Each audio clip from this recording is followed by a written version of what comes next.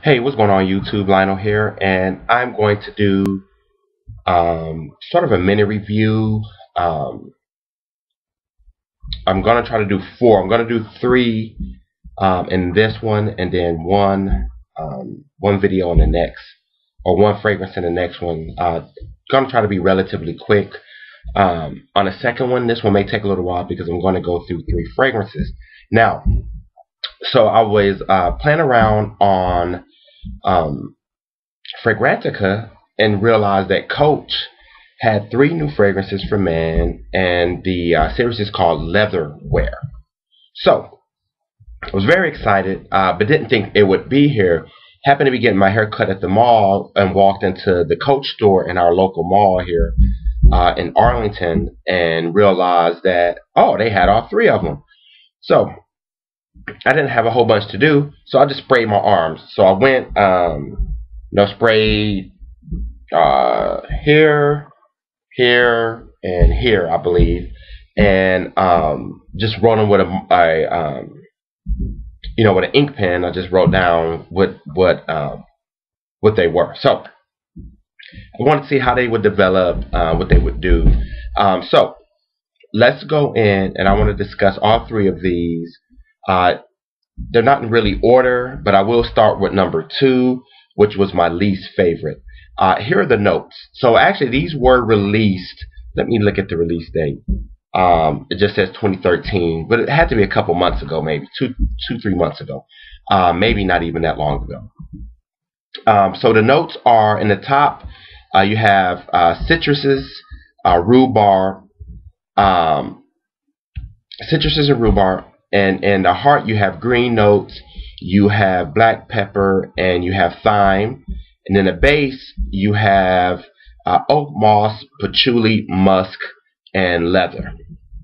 Now, with each one of these fragrances, and it's funny, someone actually mentioned it on Fragrantica, but each one of these fragrances, the leather note is more of a Coach wallet type of leather.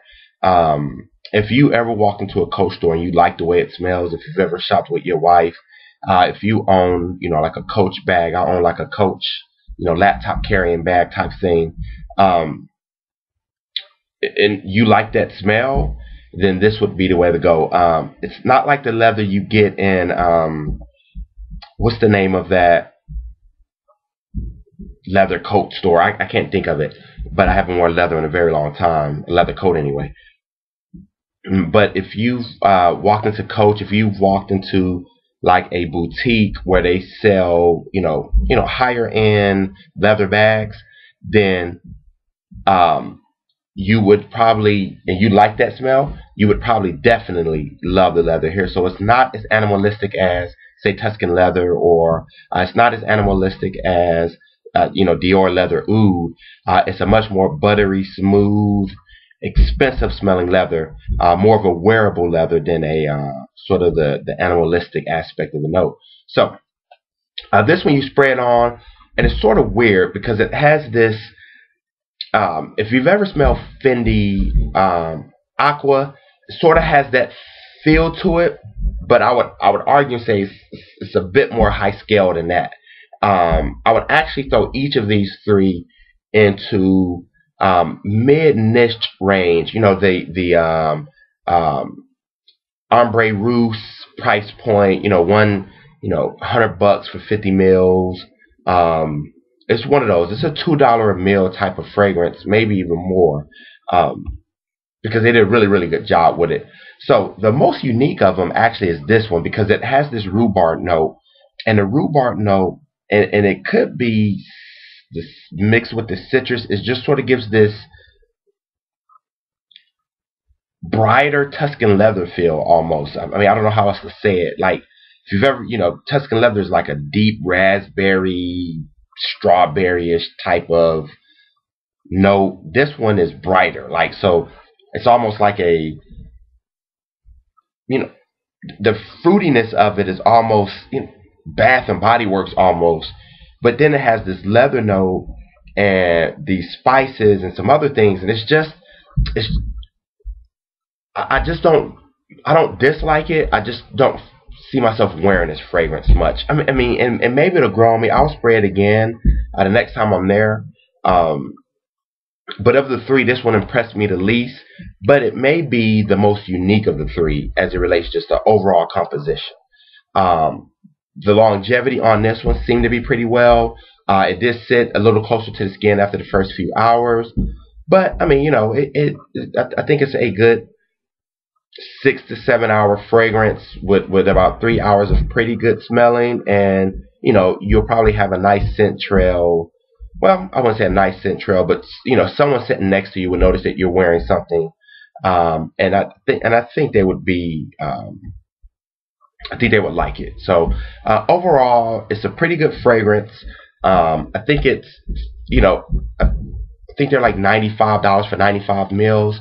So at that price point, it's still probably better than a lot of stuff that you're going to get at any department store. So I still give this one, you know, a 3.5. But, you know, I'm really comparing it to the other two fragrances, Leatherwear 1 and Leatherwear 2. So let's move on to number 2. Give me a second. I'm going to go back to Fragrantica so that I can get the. I'm going to go to number 3. So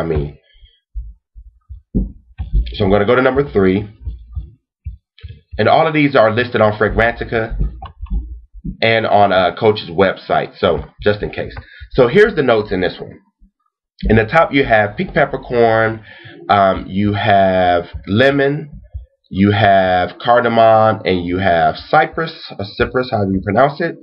In the heart, you have orris root, cedar, and leather. And in the base, you have patchouli, vetiver, and you have papyrus. So let's talk about this one. This is probably... I think this one is going to be, once people catch a wind of it, I think it's going to be a bestseller. I think it's going to be really, really good. Well, you know what? I think it'll be a bestseller amongst us YouTube fragrance community. I don't know if a lot of normal guys, you know, your average, you know, pick up a bottle at Sephora type of guys would like this one as much. Maybe so. But it does happen to have a little bit of uniqueness, and it's because of the sharpness of the orris root, or, you know, sort of, you know, where iris comes from, I guess. So instead of going powdery, so typically you would think this composition would lend to sort of a powdery, you know, leathery Dior Homme type of fragrance. It doesn't. The orris root in this is very sharp. There was one of those fragrances, you know, tobacco. A house made a fragrance called tobacco or something. Anyway, they have one that's an iris fragrance, and that's how the orris root in this one works. So instead of like, you know, arpege, which sort of has a powdery, so it's sort of a between a very sharp iris orris root and sort of arpege, if you've ever smelled arpege pour homme. But it just doesn't have the powdery component that you get a lot of times, that you get with some of the orris roots or the iris. So, or maybe with orris root you don't get the powderiness that you get when I see the iris note like listed in a note breakdown. So let's get back to this one. The pink peppercorn and the lemon is just bright and peppery, and the cardamom kind of gives it that oily, you know, creamy type of greenish note. I don't know if I really get much of the cypress, I'll be honest with you. It's a woody component, so maybe the cypress and the cedar and some of the other notes are sort of giving it a woody component. But the opening is just so bright, and so, man, it's almost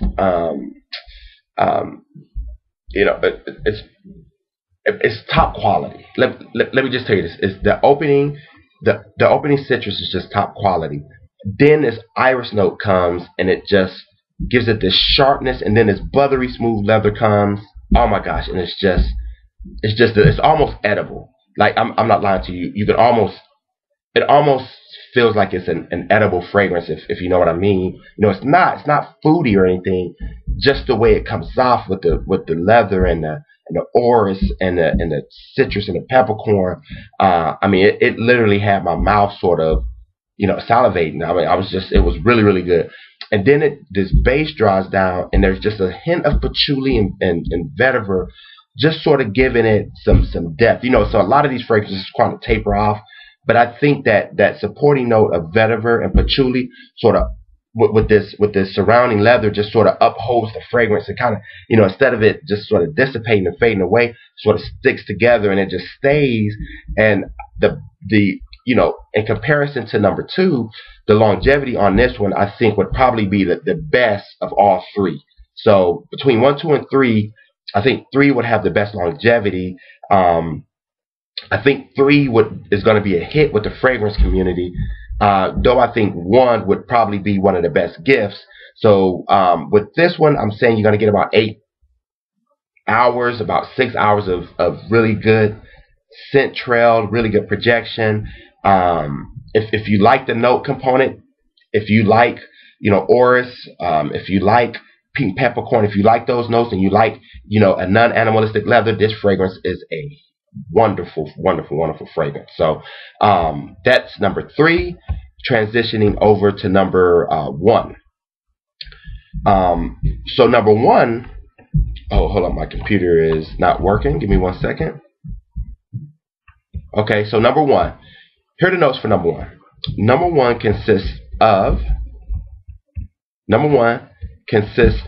the top you have citruses, you have coriander, you have saffron. In the heart you have green notes and nutmeg, and in the base you have leather and woody notes. So you can tell by that breakdown that it's sort of citrusy, spicy, and woody. This is also sort of like the saffron note in this is just wonderful. It sort of has a Tuscan leather feel, but sort of has this I can't think the fragrance that made Conalia de Absolute. What's the name of that house? Whatever the name of that house is, the one with the latest oud fragrance that I reviewed. This fragrance falls into that category with this beautiful buttery leather note. Less the oud, but the citrus and the spices. It is just wonderful. So I think this one would actually be a bestseller to a lot of men. If I was going to give a gift to a man for a fragrance, this would probably be it. Especially if you live in some of the colder climates, but I would even say nighttime summer. This fragrance works. I actually just believe that it is a fragrance that you could wear every day. I mean, it has signature written all over it. The leather and the woody components. I mean, it reminded me of Fendi Pour Homme, sort of, but much better. I mean, almost much more. I mean, that it smell. Let me tell you this: it smells like Coach used really expensive ingredients in this. Now they couldn't have. They probably didn't. They probably used just the same cheap synthetics. I don't know, but let me tell you this: Coach did an amazing job with this series. This is an amazing job with this fragrance. I think it captures. If a fragrance is depicts a if they wanted something to represent their men's line, this fragrance goes with the trendy businessman with the leather laptop bag and the Coach wallet and the hat and the belt to match. These fragrances complement that. I mean, right on a dot. I mean, it is almost symmetric the way these go together. So that's it from the Coach Leatherwear. I tell you now, go for it. Go get a sniff of it. If you got a Coach store next to you, you will not be disappointed. If you don't leave with a bottle, the only reason would be is because you're like me, you want to test it on your skin for a little while. You can safely blind buy, I think, 1 and 3 very easily. 3 is a bit heavier. 1 is a bit more versatile. But 2 is something you may want to smell, and I think could have some uniqueness, a niche type of market out of the 3. So I think they captured it well. 2 is a little more feminine. For women like Boo, women who watch this review, I think 2 would be a lovely one, and I think 1. I think I would love to smell 1 on a woman also. So that's it for me. I greatly appreciate it, guys. Have a Merry Christmas. I'll see you soon.